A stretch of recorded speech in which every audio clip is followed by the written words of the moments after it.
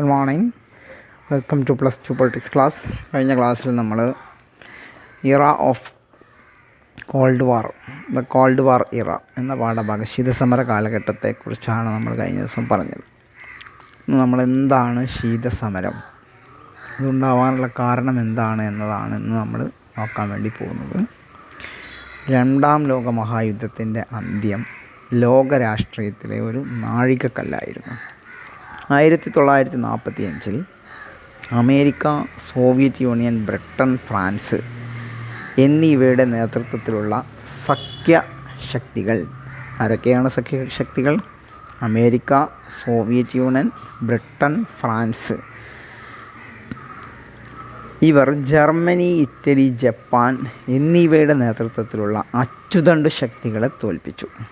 അങ്ങനെ 1939 ആരംഭിച്ച രണ്ടാം ലോക മഹായുദ്ധം 1945 അവസാനിച്ചു. ഈ യുദ്ധത്തിൽ ലോകത്തിലെ വൻ ശക്തികളെല്ലാം ഉൾപ്പെട്ടിരുന്നു. ഒട്ടേറെ പേർ കൊല്ലപ്പെടുകയും ധാരാളം വസ്തുവകകൾക്ക് നാശനഷ്ടം സംഭവിക്കുകയും ചെയ്തു. ഇതേപോലൊരു യുദ്ധം ഇതിനു മുമ്പ് 1914-18 കാലഘട്ടത്തിലുണ്ടായിരുന്നു. അതാണ് ഒന്നാം ലോക മഹായുദ്ധം. രണ്ടാം ലോക മഹായുദ്ധത്തിൻ്റെ അന്ത്യമാണ് ശീതസമര കാലഘട്ടത്തിൻ്റെ ആരംഭം എന്ന് പറയുന്നത്. 1945 ഓഗസ്റ്റിൽ ജപ്പാനിലെ ഹിരോഷിമ, നാഗാസാക്കി എന്നീ നഗരങ്ങളിൽ അമേരിക്ക അണുബോംബ് വർഷിച്ചതോടുകൂടി രണ്ടാം ലോക മഹായുദ്ധം അവസാനിക്കുകയും ജപ്പാൻ കീഴടങ്ങുകയും ചെയ്തു. രണ്ടാം ലോക മഹായുദ്ധത്തിൻ്റെ അന്ത്യം ആഗോളതലത്തിൽ പുതിയ രണ്ട് ശക്തികൾക്ക് ജന്മം നൽകി. യുദ്ധത്തിൽ ജർമ്മനിയും ജപ്പാനും പരാജയപ്പെട്ടു. യൂറോപ്പിലും ലോകത്തിൻ്റെ പല ഭാഗങ്ങളിലും വമ്പിച്ച നാശനഷ്ടങ്ങൾ ഉണ്ടായി. അമേരിക്കയും സോവിയറ്റ് യൂണിയനും ലോകത്തിലെ രണ്ട് വൻ ശക്തികളായിത്തീർന്നു. ലോകത്തിൻ്റെ എല്ലാ കോണിലെയും സ്ഥിതിഗതികൾ ഇവർക്ക് സ്വാധീനിക്കാൻ കഴിയുമെന്ന അവസ്ഥ സംജാതമായി. ലോകത്തെ സ്വാധീനിക്കുന്ന രണ്ട് രാജ്യങ്ങൾ ഉയർന്നു വന്നു. ഒന്ന് അമേരിക്ക, ഒന്ന് സോവിയറ്റ് യൂണിയൻ. അമേരിക്കയും സോവിയറ്റ് യൂണിയനും പരസ്പരം പോരാടുന്ന രണ്ട് മഹാശക്തികളായതിൻ്റെ ഫലമായിരുന്നു ശീതസമരം. ആറ്റം ബോംബ് വിതയ്ക്കുന്ന നാശം ഒരു രാജ്യത്തിനും താങ്ങാവുന്നതല്ല. അത് വൻതോതിൽ മരണവും നാശവും വിതയ്ക്കാൻ കഴിവുള്ള അണ്വായുധങ്ങൾ ഈ രണ്ട് ശക്തികളുടെയും കയ്യിലുണ്ടാവുമ്പോൾ ഒരിക്കലും യുദ്ധം ഒരു പൂർണ്ണ യുദ്ധമായി മാറിയാൽ ഇരു കൂട്ടർക്കും അത് താങ്ങാവുന്നതായിരുന്നില്ല. അണ്വായുധം ഉണ്ടാവുകയാണെങ്കിൽ ഇരു കൂട്ടർക്കും ഭയാനകമായ നാശനഷ്ടങ്ങൾ സംഭവിക്കും. ആരെയും ജേതാക്കളായി പ്രഖ്യാപിക്കാനാവില്ല. ഒരു കക്ഷി കടന്നാക്രമിച്ച് എതിർ കക്ഷിയുടെ പക്കലുള്ള അണ്വായുധങ്ങൾ നശിപ്പിച്ചാൽ പോലും എതിർ കക്ഷിയുടെ കയ്യിൽ അണ്വായുധങ്ങൾ അവശേഷിക്കുന്നുണ്ടാവും. അവർ അത് പ്രയോഗിക്കുകയും ചെയ്യും. അങ്ങനെ ഉണ്ടാകുന്ന നാശനഷ്ടങ്ങൾ ആർക്കും താങ്ങാൻ കഴിയില്ല എന്നതായിരുന്നു ഇവരെ പേടിപ്പിച്ച് നിർത്തിയിരുന്നത്. ആ പേടിയെയാണ് സംഭീതരാക്കി നിർത്തുക അഥവാ ലോജിക് ഓഫ് ഡിറ്ററൻസ് എന്ന് പറയുന്നത്. ഈ ലോജിക് ഓഫ് ഡിറ്ററൻസ് ആണ് ശീതസമരത്തെ ഒരു യുദ്ധമല്ലാതാക്കി മാറ്റിയത്. അണ്വായുധങ്ങൾ കൈവശമുള്ള രാജ്യങ്ങൾ യുദ്ധത്തിന് പോകുകയില്ല എന്നതാണ് ഡിറ്ററൻസ് എന്നതിൻ്റെ അടിസ്ഥാനം. വൻ ശക്തികൾ തമ്മിലുള്ള കിടമത്സരം അതിരൂക്ഷമായപ്പോൾ ശീതസമരം തണുത്ത നിലപാട് സ്വീകരിച്ചത് അതുകൊണ്ടാണ്. ഇരുപക്ഷവും പരിധി വിട്ട് ചൂടുപിടിക്കുകയോ തോക്കിനെ ആശ്രയിക്കുകയോ ചെയ്തില്ല. ഭീതിജനകമായ ബന്ധം യുദ്ധത്തെ തടയും, എന്നാൽ വൻ ശക്തികൾ തമ്മിലുള്ള കിടമത്സരത്തെ തടയില്ല. ഇതാണ് ശീതസമരത്തിൻ്റെ അന്തസത്ത. Last class we discussed about the Cold War era. Today we are going to discuss about what is the Cold War. The end of the Second World War was a landmark in world politics. In 1945, the Allied forces led by the US, Soviet Union, Britain and France defeated the Axis powers led by Germany, Italy and Japan. Thus, the Second World War, which started in 1939, came to an end in 1945. Almost all major world powers were involved. It devastated almost the entire world. Millions lost their precious lives. Indescribable destruction was caused by the bombs and artillery. World War I had wrought similar calamities between 1914 and 1918. The end of World War II was the beginning of the Cold War. When the United States dropped 2 atom bombs on Hiroshima and Nagasaki, Japan had to surrender. US action was vehemently criticized by some. The US knew Japan was about to surrender. The war would have ended without the atom bombs. Critics said that the US wanted to stop the Soviet Union from making any political and military gains in Asia. The US wanted to show that it was supreme.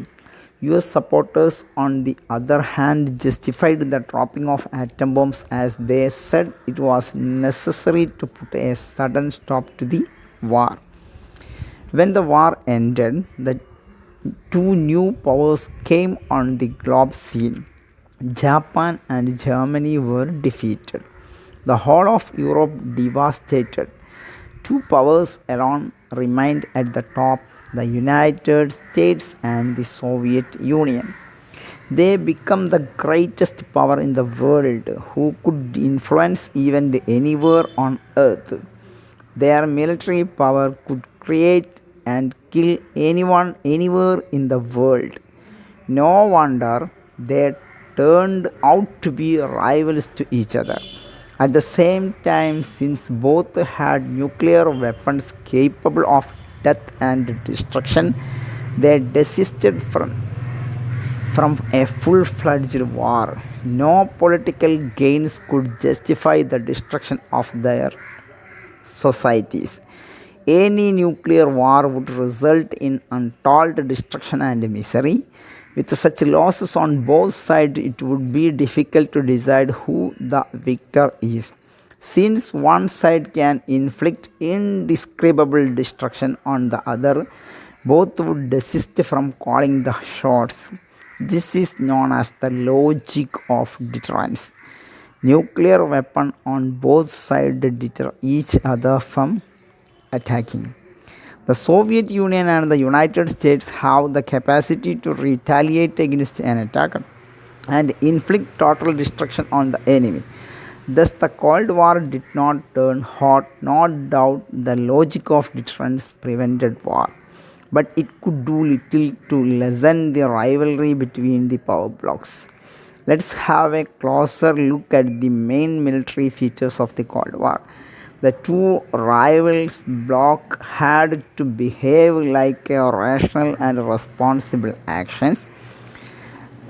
They should understand the risk involved in a war between two powerful giants. Responsibility means restraint to avoid the risk another world war. The Cold War prevented total destruction of the human race and helped human survival on this planet. രണ്ട് ശാക്തിക ചേരികളുടെ ഉദയം. ലോകമെമ്പാടും അമേരിക്കയും റഷ്യയും തങ്ങളുടെ സ്വാധീന മേഖലകൾ വികസിപ്പിക്കുന്നതിന് നിരന്തരം ശ്രമിച്ചുകൊണ്ടിരുന്നു. അതിൻ്റെ ഫലമായി ലോകം തന്നെ രണ്ട് സഖ്യങ്ങളായി തിരിഞ്ഞു. ഓരോ രാജ്യവും ഏതെങ്കിലും ഒരു ചേരിയുടെ സംരക്ഷണത്തിന് കീഴിലാകണമെന്ന് വന്നു. ചെറിയ രാജ്യങ്ങൾ തങ്ങളുടെ രക്ഷയ്ക്കായി ഏതെങ്കിലും ഒരു വൻ ശക്തിയുമായി ബന്ധപ്പെട്ട് നിൽക്കാൻ ആഗ്രഹിച്ചു. ഇങ്ങനെ സഖ്യമുണ്ടാക്കിയാൽ വൻ ശക്തികളുടെ സംരക്ഷണവും ആയുധ സഹായവും സാമ്പത്തിക സഹായവും ലഭിക്കും.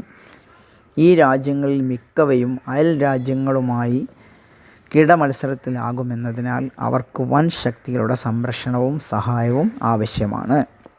അങ്ങനെ വൻ ശക്തികളുടെ നേതൃത്വത്തിലുള്ള സഖ്യങ്ങൾ ലോകത്തെയാകെ 2 ചേരികളായി വിഭജിക്കുമെന്ന സ്ഥിതി സംജാതമായി. യൂറോപ്പിലാണ് ഈ വിഭജനം ആദ്യമുണ്ടായത്. പശ്ചിമ യൂറോപ്പിലെ മിക്ക രാജ്യങ്ങളും അമേരിക്കയോടൊപ്പവും കിഴക്കൻ യൂറോപ്പ്, അതായത് പൂർവ്വ യൂറോപ്പിലെ രാജ്യങ്ങൾ സോവിയറ്റ് യൂണിയനോടൊപ്പവും നിലകൊണ്ടു. പാശ്ചാത്യ സഖ്യം, അമേരിക്കയുടെ നേതൃത്വത്തിലുള്ള സഖ്യത്തെ പാശ്ചാത്യ സഖ്യം എന്നും റഷ്യയുടെ നേതൃത്വത്തിലുള്ള സഖ്യത്തെ പൗരസ്ത്യ സഖ്യം എന്നും അറിയപ്പെട്ടു. 2 ശാക്തിക ചേരികളെ കേന്ദ്രീകരിച്ചുള്ള ലോകരാഷ്ട്രീയത്തെ ഇരുധ്രുവ രാഷ്ട്രീയം, ബൈപോളാർ പൊളിറ്റിക്സ് എന്നാണ് അർണോൾഡ് ടോയിൻബി വിശേഷിപ്പിച്ചത്. Emergence of 2 power blocks. Both the Soviet union and the USA were eager to establish their individual superiority in different parts of the world. The world turned into 2 polar blocks. To protect one state from the attack of the other, the countries had to associate itself with one of these power blocks. As a result, we find different countries of the world coming up with their support to these superpowers. They opted for a tie-up with one bloc to enjoy the benefits from one bloc and protection against the other bloc. Smaller countries had no other go. They were assured of protection. They got enough and more weapons and economic aid. Most of the countries in the Western Europe tied up with the US. Those in Eastern Europe joined the Soviet camp. Hence, they came to be known as the Western Alliances and Eastern Alliances. This in effect divided the entire world into 2 camps. Few could keep away from this camp. Unrolled Toynbee called its bipolar politics. സൈനിക ചിത്രത്തിൽ കാണിച്ചതുപോലെ America നിയന്ത്രിക്കുന്ന 3 സൈനിക സഖ്യങ്ങൾ, NATO, SEATO, സെൻറ്റോ. NATO 1949 April മാസത്തിലാണ് NATO, north Atlantic treaty organisation എന്ന പേരിൽ ഒരു American നേതൃത്വത്തിലുള്ള സഖ്യം രൂപം കൊണ്ടത്. പടിഞ്ഞാറൻ യൂറോപ്പിൻ്റെ സുരക്ഷയ്ക്കായുള്ള 12 രാജ്യങ്ങളുടെ ഒരു സംഘടനയായിരുന്നു അത്. ബ്രസൽസ് ആയിരുന്നു സംഘടനയുടെ ആസ്ഥാനം.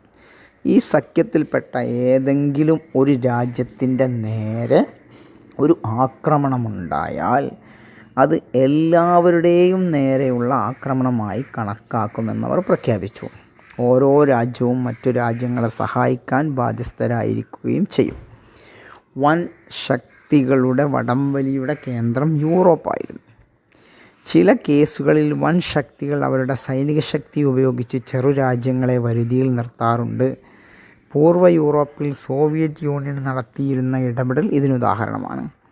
സോവിയറ്റ് യൂണിയൻ പൂർവ്വ യൂറോപ്പിലുള്ള തങ്ങളുടെ സ്വാധീനം ഉപയോഗിച്ചും ആ പ്രദേശത്തുള്ള സോവിയറ്റ് സൈന്യങ്ങളെ കരുവാക്കിയും കിഴക്കൻ യൂറോപ്പിനെ സോവിയറ്റ് സ്വാധീനത്തിൽ നിർത്തിപ്പോന്നു. പൂർവേഷ്യയിലും തെക്ക് കിഴക്കൻ ഏഷ്യയിലും പശ്ചിമേഷ്യയിലും അമേരിക്ക സൈനിക സഖ്യങ്ങളുണ്ടാക്കി. SEATO, South East Asian treaty organisation, CENTO, central treaty organisation എന്നിവ രൂപം കൊണ്ടത് ഇങ്ങനെയാണ്. 1954 മനിലയിൽ വെച്ച് സിയാറ്റോ രൂപീകൃതമായി. ബാങ്കോക്ക് ആയിരുന്നു അതിൻ്റെ ആസ്ഥാനം. അങ്കാറയായിരുന്നു സെൻറ്റോയുടെ ആസ്ഥാനം. സോവിയറ്റ് യൂണിയനും ചൈനയും വിയറ്റ്നാം, ഇറാഖ്, വടക്കൻ കൊറിയ എന്നിവർ തമ്മിലും സഖ്യങ്ങളുണ്ടാക്കി. സോവിയറ്റിൻ്റെ നിയന്ത്രണത്തിലുള്ള സഖ്യങ്ങൾ: വാഴ്സ ഉടമ്പടി, വിയറ്റ്നാം, വടക്കൻ കൊറിയ, ഇറാഖ് എന്നീ രാജ്യങ്ങളുമായിട്ടുള്ള സഖ്യം. അമേരിക്കയുടെ നിയന്ത്രണത്തിൽ രൂപീകരിച്ച സൈനിക സഖ്യങ്ങൾ സോവിയറ്റ് നേതാക്കളെ പരിഭ്രാന്തരാക്കി. ഈ സൈനിക സഖ്യങ്ങളെ പ്രതിരോധിക്കുന്നതിനായി അവർ വാഴ്സോ ഉടമ്പടിക്ക് രൂപം നൽകി. അങ്ങനെ ശീതസമരം ലോകത്തെ 2 സഖ്യങ്ങളായി വിഭജിക്കുമെന്ന അവസ്ഥ വരെ എത്തി. ഈ അവസരത്തിലാണ് ചില രാജ്യങ്ങൾ ബ്രിട്ടൻ, ഫ്രാൻസ് തുടങ്ങിയ കൊളോണിയൽ ശക്തികളിൽ നിന്ന് സ്വാതന്ത്ര്യം നേടിയത്. പക്ഷേ സ്വതന്ത്രാനന്തരം മറ്റൊരു തരത്തിൽ വൻ ശക്തിയുടെ കീഴിലേക്ക് വഴുതിവീഴുമെന്ന സ്ഥിതിവിശേഷമാണ് സംജാതമായത്. അതേ തുടർന്ന് വൻ ശക്തികൾക്കിടയിൽ ഭിന്നിപ്പ് പ്രത്യക്ഷപ്പെട്ടു. 1950കളിൽ കമ്മ്യൂണിസ്റ്റ് ചൈനയും സോവിയറ്റ് യൂണിയനും കലഹത്തിലേർപ്പെട്ടു. 1969ൽ അതിർത്തിയെ ചൊല്ലി ചെറിയൊരു യുദ്ധവും നടന്നു. ചേരിചേരാ പ്രസ്ഥാനത്തിൻ്റെ ഉദയമായിരുന്നു ഇക്കാലത്തെ മറ്റൊരു പ്രധാന സംഭവം. പുതുതായി സ്വാതന്ത്ര്യം നേടുന്ന രാജ്യങ്ങൾ വൻ ശക്തികളുടെ നേതൃത്വത്തിലുള്ള ഏതെങ്കിലും ഒരു സഖ്യത്തിൽ ചെന്നടിഞ്ഞുകൂടാതെ ഒഴിഞ്ഞുമാറാൻ ഇത് അവസരമൊരുക്കി. വൻ ശക്തികൾ എന്തിനാണ് സഖ്യരാജ്യങ്ങളെ കൂട്ടുപിടിക്കുന്നത് എന്ന ചോദ്യത്തിൻ്റെ ഉത്തരം നമുക്ക് പരിശോധിക്കാം. വൻ ശക്തികൾക്ക് അണ്വായുധ ശേഖരവും വമ്പിച്ച സേനാവ്യൂഹവുമുണ്ട്.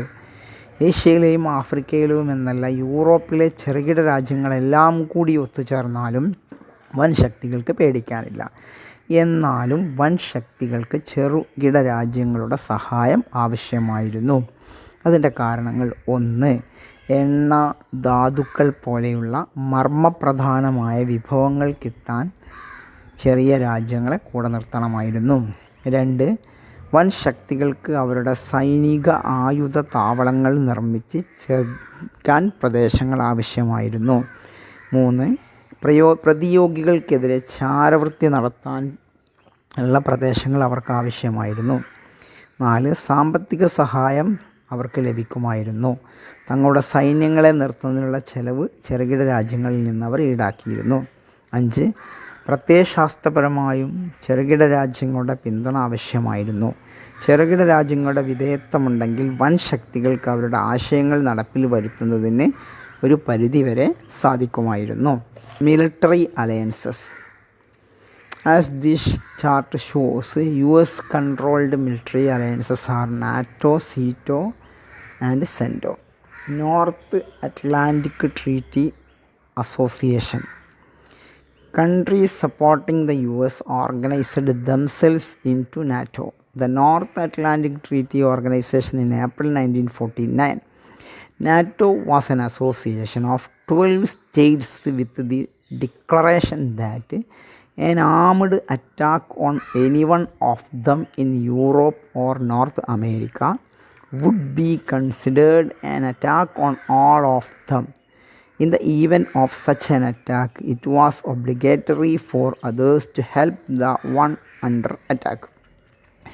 Europe became the main battleground of the conflict between power blocs. Their military power was used to bring countries into their alliances. The superpowers had decided forming international alliances. The Soviet Union, backed by its armies in Eastern Europe, remained under their influences.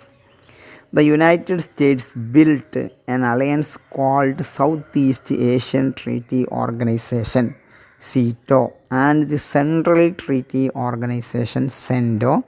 The SEATO was formed at Manila in 1954. Its center was at Ankara. The Soviet Union and China had made alliance with North Vietnam, North Korea, and Iraq. Military alliances formed by America highly irritated the Soviet leaders, who formed the Warsaw Pact. Thus, the Cold War divided the world into two alliances. Many newly independent countries feared that they could lose their new gained freedom by joining any of these alliances. But splits began to appear in the alliances between the USSR and China in late 1950s. Actually, there was a small war between them in 1964. Another important development of the Cold War was the formation of the NAM, non-alignment. The NAM helped the newly independent countries to stay out of the alliances and enjoy the newly gained freedom. Here we can see the military alliances led by Soviet Union, Soviet controlled military alliances, Warsaw Pact, agreement with Vietnam, North Korea, and Iraq. It is only natural to ask why these superpowers needed the allies. We know the superpowers have great armies and huge stocks of weapons. Therefore, even if all the smaller countries in Asia, Africa, and Europe combined together, they could do little against the superpowers. But the smaller countries could help the superpowers in many ways. They are first, they could provide the superpower could provide access to vital resources like oils and minerals. Second, the superpowers built their military centers in small countries where from the they could launch their weapons. Third one, they could conduct spy work on their enemies. Fourth one, they could even provide economic support to meet the military expenses. Fifth one, the superpowers had ideological reason for trying to win the loyalty of these allies. It was victory for war of ideas. Sixth, the capitalist power wanted to prove that liberal democracy and capitalism were far better than socialism and communism. The communist bloc wanted to establish that socialism and communism were superior to liberal democracy and capitalism. അപ്പോൾ ഇന്ന് നമ്മൾ പറഞ്ഞത് എന്താണ് called വാർ എന്നും സൈനിക സഖ്യങ്ങളെക്കുറിച്ചും അതേപോലെ എന്തിനാണ് വലിയ രാജ്യങ്ങളെ ചെറിയ രാജ്യങ്ങളുടെ കൂടെ നിൽക്കുന്നത് എന്നതിനെക്കുറിച്ചുമാണ്. ചില ചോദ്യങ്ങളാണ്. ഒന്നാമത്തെ ചോദ്യം, explain the circumstances led to the cold war. ശീതസമരത്തിലേക്ക് നയിച്ച പശ്ചാത്തലത്തിൽ വിശദീകരിക്കുക. രണ്ടാമത്, second question, prepare a short note about emergence of two power blocs. രണ്ട് ശാക്തിക ചേരികളുടെ ഉദയം എന്നതുകൊണ്ട് എന്താണ് അർത്ഥമാക്കുന്നത്? മൂന്ന്, write about the military alliances formed by US and USSR. അമേരിക്കയും റഷ്യയും രൂപീകരിച്ച സൈനിക സഖ്യങ്ങളെക്കുറിച്ച് ഒരു ലഘുവിവരണം തയ്യാറാക്കുക. അടുത്തത്, why the super powers needed the allies. എന്തിനാണ് ശാക്തിക ചേരികൾക്ക് ചെറിയ രാജ്യങ്ങൾ, വൻ ശക്തികൾ എന്തിനാണ് സഖ്യരാജ്യങ്ങളെ കൂട്ടുപിടിക്കുന്നത്? ഇത്രയും ചോദ്യങ്ങളുടെ ഉത്തരങ്ങൾ എഴുതി എനിക്ക് അയച്ചു തരിക. പാഠഭാഗം നന്നായി വായിക്കുക. ഡൗട്ട് ഉണ്ടെങ്കിൽ ചോദിക്കുക. അടുത്ത ക്ലാസ് ഇവിടെ അവസാനിക്കുകയാണ്. Thank you for watching this video. Have A nice day.